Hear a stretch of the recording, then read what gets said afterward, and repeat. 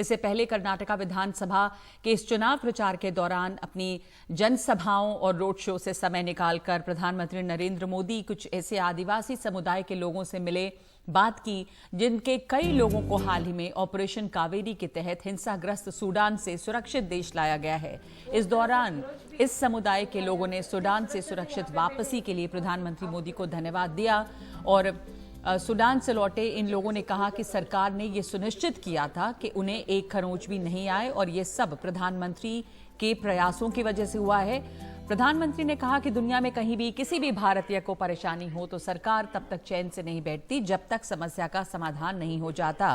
साथ ही कहा कि सरकार हर भारतीय की सुरक्षित वापसी सुनिश्चित करने के लिए चुपचाप काम करती रही। सबसे पहले तो आप सबको मेरी तरफ से बहुत बहुत बधाई,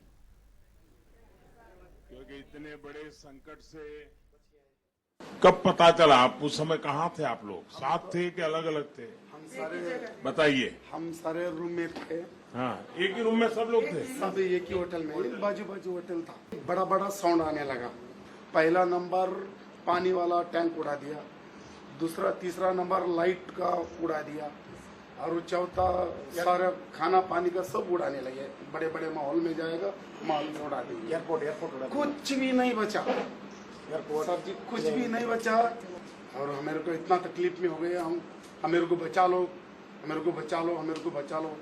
जो हमको ऊपर से देखा मैंने, ऐसे हमको बचाएगा, या फिर जिंदा जाएंगे या जिंदा नहीं जाएंगे, वो हम बहुत सोचा मैंने।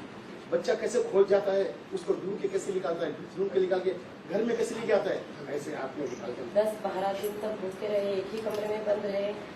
जब हमारे इंडिया आपको पता चला कि हमारे बारे में, तो आप ऑपरेशन कावेरी स्टार्ट किया, तो हमको इतना खुशी हुआ कि हमारे लिए हमारे प्रधानमंत्री जी इतना सब कर रहे हैं, हमको बहुत बहुत खुशी हुआ। साथ इस वक्त जुड़े हुए हैं एग्जीक्यूटिव एडिटर अखिलेश शर्मा। प्रधानमंत्री लगातार रैलीज, रोड शोज कर रहे हैं कर्नाटक में और काफी धुआंधार प्रचार है अखिलेश, और इस दौरान समय निकालकर वो एक आदिवासी समुदाय के लोगों से भी मिले हैं। एक बड़ी अच्छी कोशिश के तौर पे इसे देखा जाएगा और इसका भी आप क्या असर देखते हैं? सूडान से ये लोग आए हैं, हिंसाग्रस्त सूडान से, तो एक तो ये रहा अपनी तमाम जनसभाओं रोड शो के बीच उन्होंने अभी कुछ देर पहले ही कर्नाटका के मैसूरू में एक जनसभा को भी संबोधित किया है और जाहिर सी बात है कि लगातार वो कांग्रेस पर ही हमलावर रहे हैं। तो कुल मिलाकर किस तरह का आपका असेसमेंट है प्रधानमंत्री के इस चुनाव प्रचार पे? देखिए नगमा, आपसे कुछ देर पहले जो उनकी सभा चल रही है और जो उन्होंने बात कही है, कांग्रेस पर जो तीखा हमला बोला है, वो काफी महत्वपूर्ण माना जा रहा है इस लिहाज से क्योंकि कल सीपीपी चेयरपर्सन सोनिया गांधी वहां पर थी और उन्होंने 6.5 करोड़ कन्नेडिगा के लिए एक स्ट्रांग मैसेज दिया था। ये कांग्रेस पार्टी ने अपने ट्वीट में कहा था और उसमें उन्होंने ये कहा था, Congress will not allow anyone to pose a threat to Karnataka's reputation, sovereignty और इंटीग्रिटी। तो इस पर जो सोवर्निटी शब्द कांग्रेस पार्टी ने इस्तेमाल किया, सोनिया गांधी ने इस्तेमाल किया, उसे लेकर पीएम मोदी ने बहुत ही तीखा हमला इस जनसभा में बोला है। उन्होंने कहा है कि ये काम ऐसे बार बार करते हैं जिससे भारत की संप्रभुता का अपमान होता है। चुनाव में कांग्रेस का शाही परिवार एक कदम और मर्यादा तोड़कर आगे बढ़ा है, देश की भावनाओं को चलकर आगे बढ़ा है। उन्होंने ये कहा है कि कर्नाटक की संप्रभुता की रक्षा करना चाहते हैं। उन्होंने पूछा जनता से कि आपको पता है इसका अर्थ क्या है? इतने साल से ये पार्लियामेंट में बैठे हैं, भारत के संविधान लिए हैं, फिर भी ऐसी बात बोलते हैं। क्योंकि जब कभी कोई देश आजाद हो जाता है तो उसे संप्रभु देश कहा जाता है। तो क्या कांग्रेस कर्नाटक को भारत से अलग मानती है? फिर उन्होंने लोगों से पूछा कि आपको इस तरह की बात मंजूर है और क्या ऐसे कहने वाले कांग्रेस को सजा करेंगे या नहीं करेंगे?